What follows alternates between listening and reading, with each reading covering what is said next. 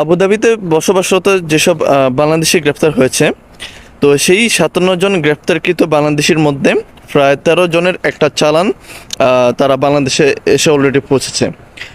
আর বাকি যেসব বাংলাদেশে আটকা পড়ে আছে পর্যায়ক্রমে তাদেরকে বাংলাদেশে নিয়ে আসা হবে।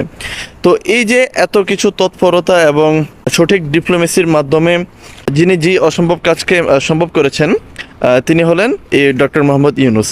তো আই হোপ ইনশাল্লাহ এট ভেরি সুন বাকি যে বাংলাদেশি ভাইরা কারাভোগ করছেন তারা খুব শীঘ্রই মায়ের বুকে ফিরে আসবেন ইনশাল্লাহ। তো এখন কথা হলো, এই স্বৈরশাসক হাসিনা ক্ষমতায় ছিল তখন এই 57 জন বাংলাদেশি গ্রেপ্তারকে কেন্দ্র করে যখন সাংবাদিকরা তাকে প্রশ্ন করেছিল যে আপনাদের কূটনৈতিক তৎপরতার মাধ্যমে তাদেরকে ফিরিয়ে আনার কোনো ব্যবস্থা করা যায় কিনা, এটা যখন তাকে